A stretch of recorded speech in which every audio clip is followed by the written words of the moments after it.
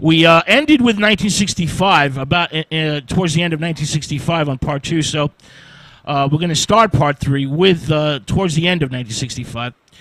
Now, Doctor Who, which begins on British BBC television in 1963, by 1965 is sitting high in the ratings.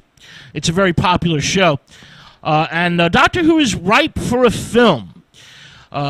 The time is right for a film to be made from this popular kiddie program. Now, the early Doctor Who, William Hartwell, is not an alien. He's not a Time Lord from another planet, but a cranky old traveler in time and space, and very, very British.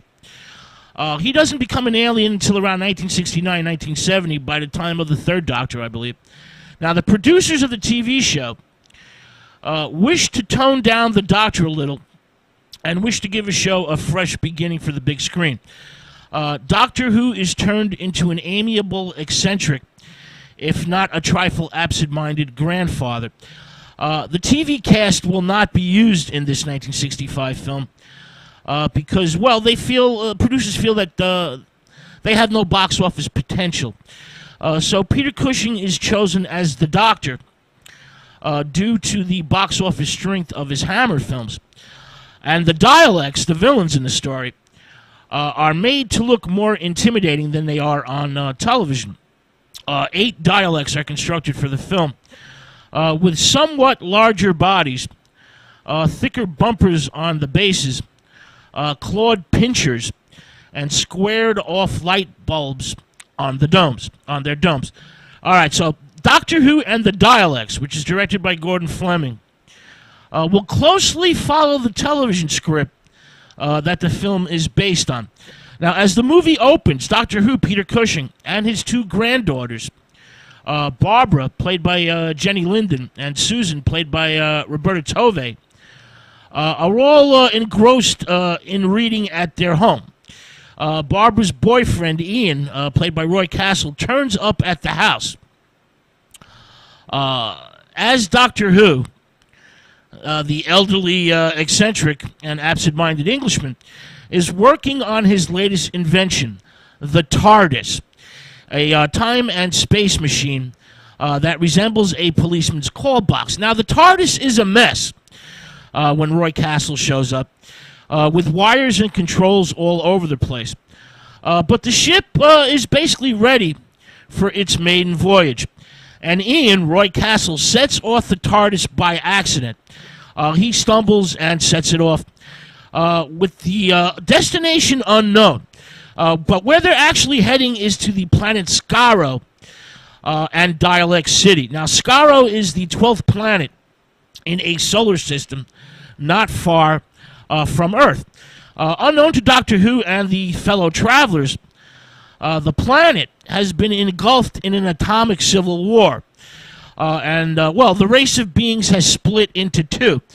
You have the evil Daleks, which are irradiated genetic mutations mixed with robotics, and the Thals, who are blonde-haired, thick-eyebrowed, well, kind of bluish-skinned, and far more benign beings than the evil Daleks. Now, Doctor Who, his granddaughter and Ian, his granddaughters and Ian arrive in Dalek City and run into a group of Thals, led by Daoni, who's played by Ivan Antrobus, I believe.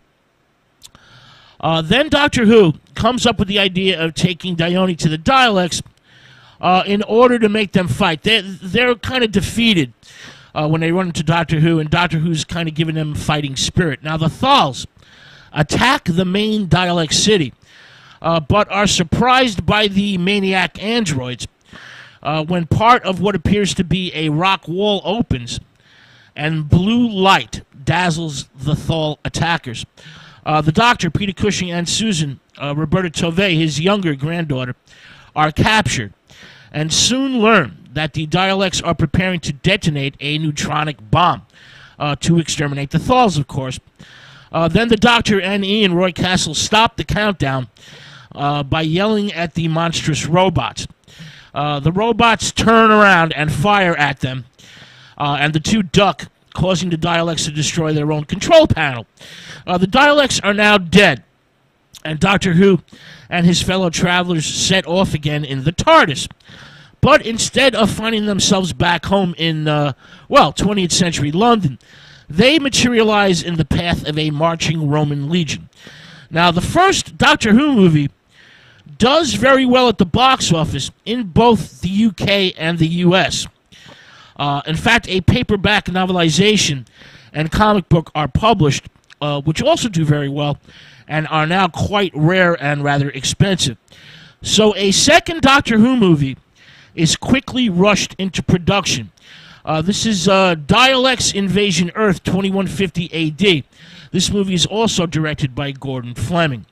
Now, in Daleks, a policeman, Tom Campbell, played by the great character actor Bernard Cribbins, attempts to stop a jewel robbery and steps into the TARDIS, which he thinks is a real policeman's call box.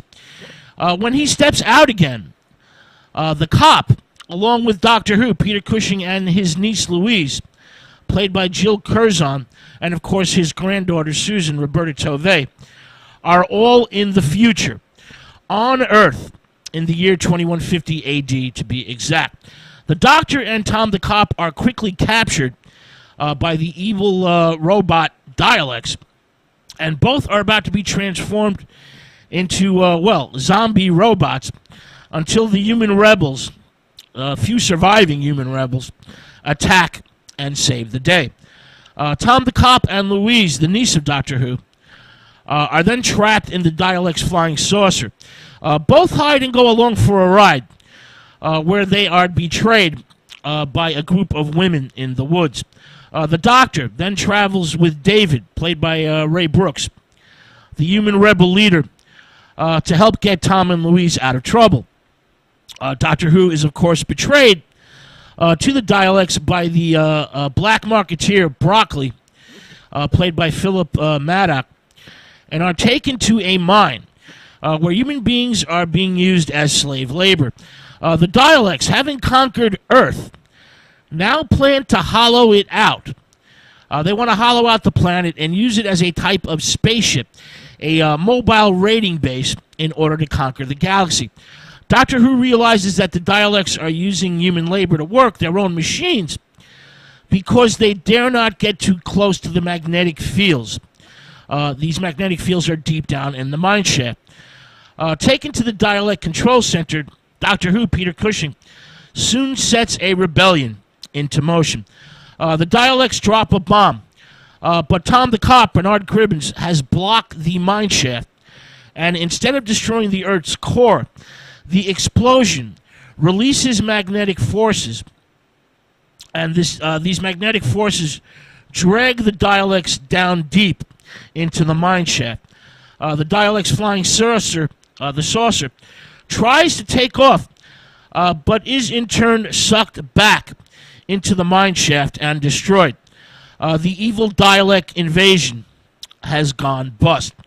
Doctor Who, Cushing, then takes Tom the Cop back to the robbery in the TARDIS from the beginning of the movie, and lands just a few moments earlier. Tom is now ready for what will happen and grabs the robbers, earning himself a much-deserved promotion. Now, this second Doctor Who film does not do well at the box office in the United States, but does brisk business in the UK. Box office receipts in the U.S. are extremely important to British film. So a projected third Doctor Who movie was sadly never made. Now, despite the second film's disappointing reception, in many ways, this second movie is the superior film to the first, with a great Dalek flying saucer. This is one of the great flying saucers from the movies. It's a really great flying apparatus.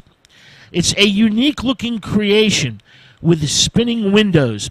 And the special effects by Ted Samuels and cinematography by the great John Wilcox are very impressive. Now, while Peter Cushing was taking off, traveling in time and space,